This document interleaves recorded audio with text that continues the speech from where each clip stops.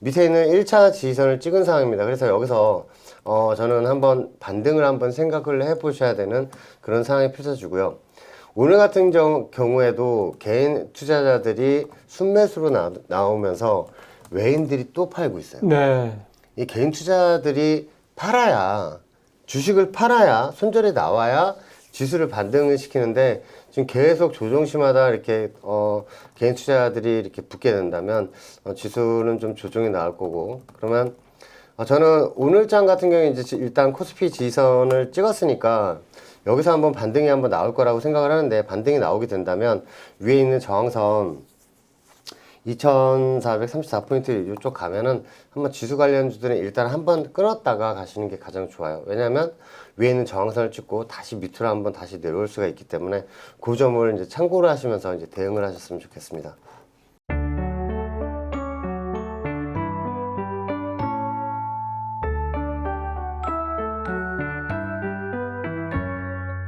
자, 이제 2부 들어가도록 하겠습니다. 이번 2부에서는 역시 이제 우리 한국 시장에 대해서 살펴보도록 할 텐데요. 일단 한국 시장도 4월 8일 기준으로 코스피가 0.5% 강보합권, 물론 개장 초보다는 많이 상승폭이 줄었습니다. 반면에 코스닥은 1.3% 정도로 비교적 초반에 상승 흐름, 또 물론 상승폭이 줄긴 했습니다만 1% 이상의 플러스를 유지를 좀 하고 있는 상황이긴 한데요.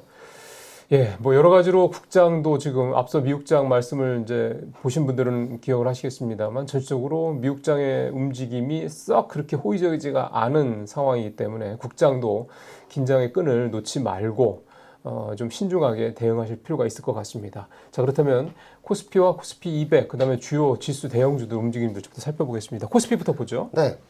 자, 코스피 같은 경우에도 제가 M자형 헤드앤숄더 우측 상단을 그릴 때 이 구간에서 생방송에서 계속 말씀을 드렸어요. 이거 M자형 하락으로 조정이 나올 수 있으니까 조심하셔라 라고 말씀을 드렸고, 그리고 이 구간 자체가 삼성전자나 SK하이닉스를 비롯한 이런 지수 관련주들만 올랐지 개별주 같은 경우에는 오히려 하락장이었어요. 지수는 올라와 있지만 내 종목은 왜 떨어지지? 라고 생각했던 그 장이 바로 여기였습니다. 이 M자형 헤드앤숄더 우측 상단을 그릴 때도 제가 지수 조정에 대비하라고 말씀을 드렸는데, 이게 그 방송 보신 분들 되게 웃으셨던 분들도 많으실 거예요. 하지만 지금 상황에서는 이델리온 주태영 파트너가 얘기한 위에 있는 저항선에서 M자형 차트로 그대로 내려온 그림이란 걸 아실 수가 있습니다. 자, 밑에 있는 지선 라인까지 지금 현재 큰 폭으로 하락으로 내려온 그런 상황인데, 과거에 밑에 있는 지선들을 지금 찍고 나서 반등이 났어요. 근데 여기 우려스러운 게 살짝 깨졌다가 오늘 올라왔다는 거. 자, 오늘 반등이 나왔었는데 위에 있는 저항선을 찍지 않고 내려온 그런 상황입니다. 위에 있는 저항선을 알아보면 2434포인트입니다. 2334포인트를 찍고 나서 갭을 좀 메꾸고 나서 내려오든가 아니면 좀 올라가든가 해야지 일단 기존에 그 물리셨던 분들이 조금이라도 좀 빠져나올 수 있는 그런 상황이 펼쳐지는데, 자, 오늘 같은 경우에 또 음봉으로 내려와 있어요. 이 음봉으로 내려온 이유도 그 30분봉 저항선을 찍고 조정이 나온 건데, 그건 제가 밴드 공급방에 올려놨으니까 오늘자 날짜를 한번 찾아보시면 되겠습니다. 자, 지금 밑으로 내려온 상황인데 오늘자 지금 1차 지지선을 지금 찍었어요. 2339포인트 지금 현재 지나가고 있는데 밑에 있는 1차 지지선을 찍은 상황입니다. 그래서 여기서 저는 한번 반등을 한번 생각을 해 보셔야 되는 그런 상황이 펼쳐지고요. 오늘 같은 경우에도 개인 투자자들이 순매수로 나오면서 외인들이 또 팔고 있어요. 네. 이 개인 투자들이 팔아야, 주식을 팔아야 손절이 나와야 지수를 반등을 시키는데, 지금 계속 조정시마다 이렇게 개인 투자들이 이렇게 붙게 된다면 지수는 좀 조정이 나올 거고, 그러면 저는 오늘장 같은 경우에 이제 일단 코스피 지선을 찍었으니까 여기서 한번 반등이 한번 나올 거라고 생각을 하는데, 반등이 나오게 된다면 위에 있는 저항선 2434포인트 이쪽 가면은 한번 지수 관련주들은 일단 한번 끊었다가 가시는 게 가장 좋아요. 왜냐면 위에 있는 저항선을 찍고 다시 밑으로 한번 다시 내려올 수가 있기 때문에 그 점을 이제 참고를 하시면서 이제 대응을 하셨으면 좋겠습니다. 그러면 지금 2433이 일단 저항선인데, 이거를 뚫는다기보다는 여기까지 현재 2338 선에서 한 번 더 여기까지 올라갈 수는 있는데, 올라가더라도 거기서 저항선을 돌파할 만한 그런 어떤 네. 현재 힘은 그렇게 있어 보이지 않는다.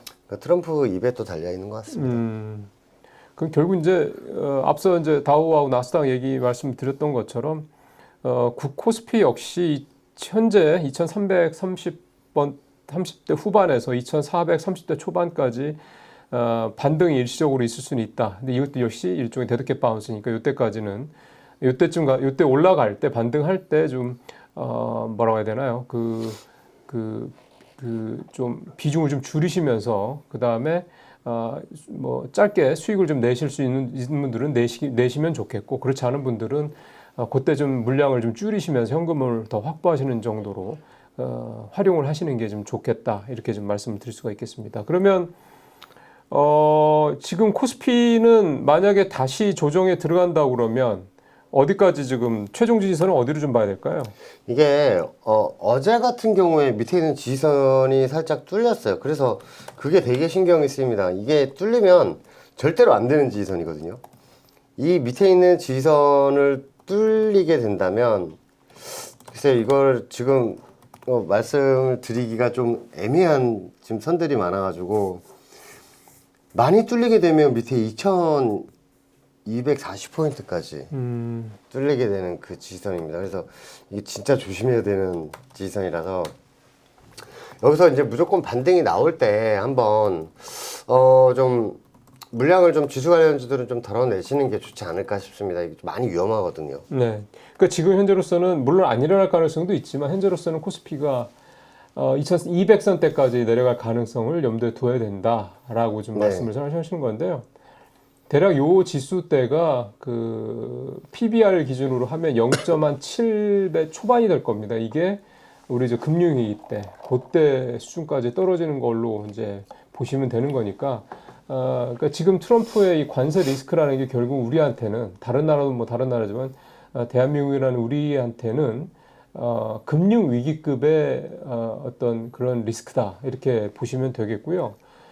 환율은 이미 사실은 금융 위기 때 수준으로 떨어진 상태입니다. 1,470원대 이상 떨어진 상태이기 때문에 환율이 먼저 갔고 그 다음에 이제 주식시장이 따라서 가는 그런 형국이 될 수가 있다라는 겁니다. 실제로 금융위기 때도 그렇고 그 전에 외환위기 때도 그렇고 환율이 먼저 더 크게 일단 상승을 했었죠. 원달러 환율이. 그러고 난 다음에 이제 지수가 주식시장은 떨어지는 이런 모습들. 그러니까 결국 이제 우리한테는 원화 가치가 그만큼 떨어진다는 얘기고 원화 가치가 떨어지고 한국 경제에 대한 펀더멘털이라는 우려가 그만큼 커지니 당연히 주가가 이렇게 떨어질 수밖에 없다는 겁니다. 자, 코스피 200부터 좀 서둘러서 가겠습니다. 자, 코스피 200 같은 경우에도 마찬가지 코스피 차트하고 되게 비슷하죠. 근데 이게 그 코스피도 마찬가지지만 코스피는 삼성전자, SK하이닉스 이런 지수 관련주들이 거진 그 지수를 좌지우지한다고 말씀을 드리고 싶어요. 근데 그거를 코스피 지수 차트를 보시는 것보다 코스피 200 차트를 보시면서 대응을 하시는 게 가장 좋습니다. 자, 이 코스피 200 지수 차트 같은 경우에도 밑에 있는 지지선이 뚫린 상황이에요. 그래서 만약에 지수 조정이 나오게 된다면 코스피 200 지수는 밑에 있는 지지선까지 열리게 되는 그런 상황인데, 자, 밑에 있는 지지선이 303.50까지 빠질 수 있는 그런 지금 상황입니다. 자, 그래서 밑에 있는 지지선 라인들을 찍고 나서야 진짜 한번 크게 한번 반등이 나오지 않을까. 코스피 지수는 한 번 더 밑으로 한번 열리게 된 그 그림이라고 생각을 하시면서 대응을 하셨으면 좋겠습니다. 예. 코스피와 코스피 100 사실은 흐름이 비슷하다라는 거 보면 되겠고. 자, 그다음에 종목 들어가보죠. 삼성전자부터 좀 볼까요? 네. 자, 삼성전자 같은 경우에 제가 저번에도 한번 말씀을 드렸다시피 밑에 있는 지지선이 49,000원입니다. 네.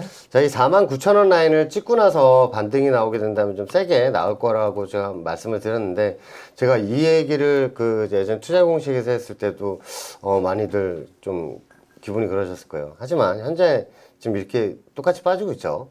밑에 있는 49,000원 라인을 찍고 나서 반등이 나오게 된다면 제가 W자로 반등이 나올 수 있는 그림이다라고도 말씀을 드렸어요. 자, 오늘자 같은 경우에 밑에 있는 지지선들을 지지를 하고 있는데, 자, 월요일 같은 경우에도 이 라인들을 지지를 했죠. 근데 네. 이거 저는 아무리 봐도 깨고 내려올 것 같아요. 음. 그래서 삼성전자는 지금 매수 타이밍이 아니고 49,000원까지 오면, 그럼 5만원서부터는 모아 가셔도 됩니다. 지금은 아니에요. 예. 삼성전자 49,000원 여전히 바뀐 게 없습니다. 네. 그러니까 지금 삼성전자 오늘 실적이 예상치 웃돌아서 1분기 실적이 반등을 하고 있는데요. 지금 삼성전자 반등에 이렇게 너무 그 기대감 갖지 마시고 지금 상황으로 봤을 때 지금 사실 삼성전자 오늘 53,700원 현재 기록 중인데 장 초반에 3% 넘게 상승하다가 지금 거의 0.1% 이하로 지금 상승폭이 좀 확 줄었거든요. 차트도 좀 이 그래프도 양봉이 아니라 좀 음봉을 만든 상태고요. 그러니까 좀 지금 좀 더 봐야 됩니다. 지금 그리고 미국 시장 앞서 말씀드린 대로 좀 그렇게 미국 시장 내려가는데 또 엔비디아 떨어지는데 삼성전자가 아무리 엔비디아의 HBM 납품 못한다고 그래도 그 버틸 수가 없죠. 자, 그 다음에 SK하이닉스 바로 가보겠습니다. 자, SK하이닉스가 위에 20만 원대에서는 무조건 매도를 하셔야 된다고 말씀을 드렸는데 지금 제 말대로 계속 이렇게 빠진 모습을 보고 계실 거예요. 이 SK하이닉스 같은 경우 밑에 있는 지선은 명확합니다. 밑에 16만 원이 1차고요. 그리고 2차가 밑에 14만 9천 원입니다. 예. 자, 이 16만 원과 14만 9천 원짜리 요 사이에서는 매수를 하셔도 돼요. 하지만 제가 계속 매도하시라고 말씀을 드렸던 이 20만 원대 위에서는 사셨던 분들은 지금 이제 제 말이 기억이 나실 거예요. 16만 원에 15만 원 그거 오긴 오죠. 오고 있죠. 이제 16만 원에서 15만 원대 요 사이에서는 모아가시는 전술로 SK하이닉스에 대응을 하시면 되겠습니다. 자, SK하이닉스가 지금 앞서 우리가 엔비디아가 70달러, 79달러까지 하락할 가능성이 있다고 그랬잖아요. 엔비디아가 79달러까지 하락하면은 SK하이닉스는 지금 말씀하신 두 개의 지지선 중에 16만 원까지일까요? 24만 9천 원까지일까요? 14만 9천 원까지겠죠. 그렇죠. 네. 더 밑에 떨어진다는 얘기죠. 그러니까 SK하이닉스는 엔비디아가 지금 79달러까지 떨어질 가능성은 상당히 농후하거든요. 그렇게 나오고 그러면 14만 9천 원까지 좀 한번 기다려 보시는 걸로 투자 전략을 짜보시는 게 어떨까 싶은 생각이 듭니다. 자, 그다음에 한미반도체 얘기를 좀 가보죠. 자, 이 한미반도체가 이 반도체 관련주 중에서 유일하게 밑에 있는 지선을 지금 찍은 상황이에요. 네. 이거를 전체 그림을 한번 보면 우리가 뭐를 생각해야 되냐면 여기서 반등 그림을 이제 생각을 해야 되는 그 그림입니다. 자, 요걸 하나 말씀을 드릴게요. 제가 역헤드 앤 숄더를 그리고 나서 가장 많이 만드는 그림이 지금 이 아래에서 이제 아래 머리 구간을 만들고 역헤드 앤 숄더를 만들고 나서 제일 많이 만드는 게 헤드 앤 숄더라고 말씀을 드렸어요. 네. 자, 여기에서 헤드 앤 숄더를 만들고 내려왔습니다. 여기서 오른쪽 어깨 구간을 만들고 지금 8라인으로 내려온 거예요. 헤드 앤 숄더를 만들거나 가장 많이 만드는 게 W자. 그렇죠. 역헤드 앤 숄더. 모양이 딱 진짜 네. 역헤드 앤 숄더예요. 아니, 헤드 앤 숄더예요. 네. 지금 딱. 자, 이게 9만 원까지 다시 올라가게 된다면 역헤드 앤 숄더 오른쪽 어깨를 진행을 하고 8라인을 만들어 올라가는 그 그림이 돼요. 전체적인 그림을 보면 이 그림이죠. W자. 네, 그렇죠. 예, 이 W자 그림을 그리는 상황이니까 밑에 있는 한미반도체 같은 경우에는 조금씩 지금 모아가시는 전술로 다가가시면 아주 좋겠습니다. 지금 지지선이 6만 얼마로 봐야 돼요? 자, 이게 지선 살짝 깨졌거든요. 네. 근데 전혀 신경 쓰실 필요가 없어요. 여기에서 또 단기 라인을 지금 만드는 구간이기 때문에 지금은 계속 이제 매수 관점으로 보시면 되겠습니다. 자, 그러면 매수 관점으로 보고 분할 매수 관점으로 보고 지금 1차 목표가를 9만 원 아까 말씀하셨죠? 이게 9만 원까지 가면 옆으로 기잖아요. 네. 그러면 홀딩 하시면 좋겠어요. 네, 역헤드 앤 숄더 오른쪽 어깨 구간이라서 반등이 나오게 된다면 한번 세게 위로 나오면서 13만 원까지 올라갈 수 있는 그런 상황이 펼쳐질 겁니다. 네. 14만 9천 원. 만약에 목표가 13만 원까지 간다고 그러면요. 뭐 지난번에 주태영 파트너가 작년에 한미반도체 가지고 작년 말에 수익을 내줬던 것보다 더 이상의 수익률을 낼 수 있는 그런. 그때는 69,600원 여기 매수해서 12만 원에 또 청산을 드렸는데 그때보다도 더 올라갔습니다. 한 2만 원까지 더 싸게 사서 그보다 더 만 원 올라가는 거니까 주당 3만 원 정도가 더 그때보다 더 수익을 낼 수 있다는 얘기거든요. 그쵸. 대단한 거죠. 그때는 제가 73% 수익 드렸는데 이제 올라가면 80% 이상 수익이 나요. 그런 거죠. 자, 역시 변수는 엔비디아가 이제 얼마나 떨어질 것이냐라는 거고요. 엔비디아가 지금 79불까지 떨어졌을 때 SK하이닉스가 14만 9천 원까지 한미반도체가 이제 현재 이미 지금 지지선을 찍은 상태인데 여기서 더 안 깨지고 이제 과연 이제 버텨줄 수 있느냐. 뭐 올라가지는 못하더라도 적어도 현 상황 때 현 지지선에서 좀 횡보만 해줘도, 그러니까 지지선 따라서 횡보만 해줘도 참 다행인데 그거를 한번 보시죠. 자, 한미반도체까지 봤고요. 자, 이번에는 간만에 포스코홀딩스 한번 보죠. 네. 자, 이 포스코홀딩스가 얼마 전에 급락이 나왔다가 다시 쫙 치고 올린 그런 그림도 나오고요. 네. 자, 오늘자 같은 경우에 또 오늘 지지선을 찍고 있어요. 네, 근데 지금 이 지지선에서 매수를 보는 것보다는 포스코홀딩스 같은 경우에 한 번 더 조정이 나오게 된다면 밑에 있는 22만 3,500원에 한번 매수를 한번 보셨으면 좋겠습니다. 지금 현재 그림 같은 경우에는 지금 단기 M자형 헤드앤숄더 오른쪽 어깨를 그리고 있거든요. 단기예요, 단기. 그래서 밑으로 내려오게 된다면 22만 3만 5천 원 같은 경우에는 23만 5천 원?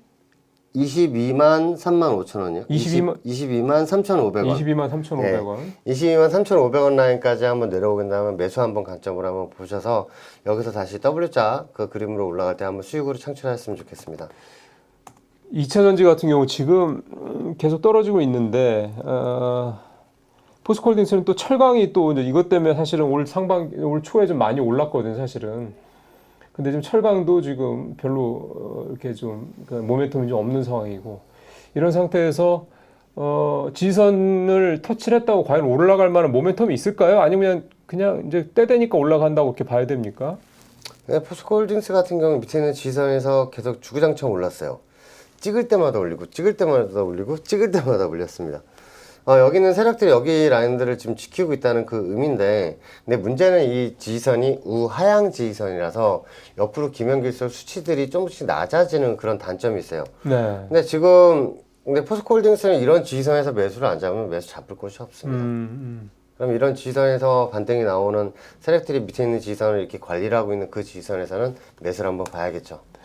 알겠습니다. 여기서 한번 더 기회를 한번 노려보자. 23만 5천 원 좀 보자, 이렇게 말씀을 좀 하셨어요. 네, 22만 3,500원. 22만 3,500원 여기서 매수를 한번 해보자. 예, 마지막으로 대표적인 소재주 에코프로 BM 살펴보겠습니다. 자, 에코프로 BM 같은 경우에 우리가 이제 여기 세력들이 너무너무 악랄해요. 진짜 악랄해요. 지금 이 보게 되면 밑에 있는 이 빨간색 추세 지선, 지금 제가 이것도 매수를 지금 들여서 지금 갖고 있는 그런 상황인데, 우리가 요 지선에서 매수를 했거든요. 근데 이거 뚫고 내려오면서 밑에 있는 지선을 찍고 반등이 났어요.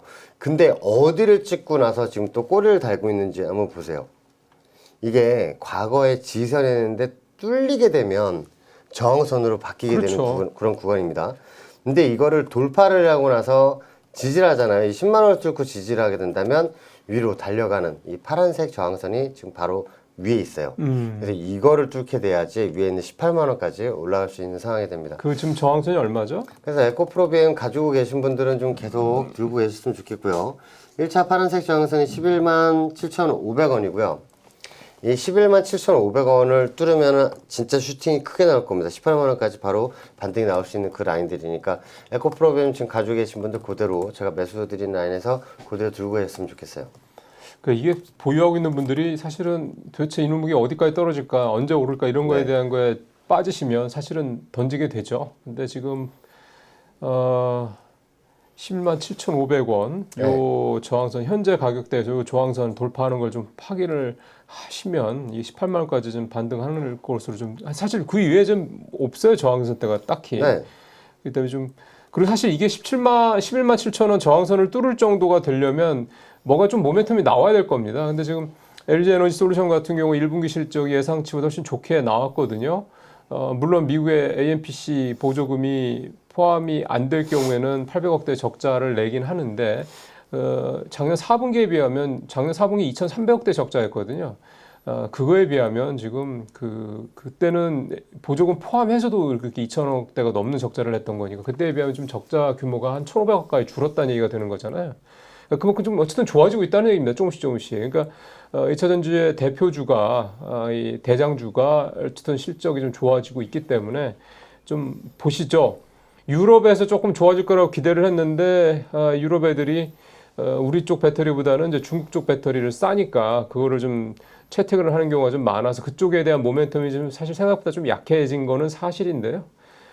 지금은 이제 양이 얼마 안 되는 거고 이게 양이 만약 늘어나게 되면은 그리고 결국 이제 우리 배터리에 대한 수요가 분명히 늘어날 수 있다는 여지가 있고 또 미국이 일단 수요가 늘어나게 되면 미국은 우리가 사실은 꽉 잡고 있는 거니까 그런 부분에서 일단 특히 유럽 쪽보다는 미국 쪽에서의 전기자동차 판매 증가 또는 뭐 여러 가지 조금 트럼프 관련돼서 좀 우리가 우려하고 있는 이런 부분들이 좀 개선될 쪽으로 좀 살펴보신다면 그 2차 전지주도 뭔가 좀 상반기 중에는 뭐 주가가 딱히 뭐 대단히 올라간다라는 걸 떠나서 뭔가 좀 빛이 보이지 않겠느냐 이렇게 좀 예상을 해볼 수가 있겠습니다.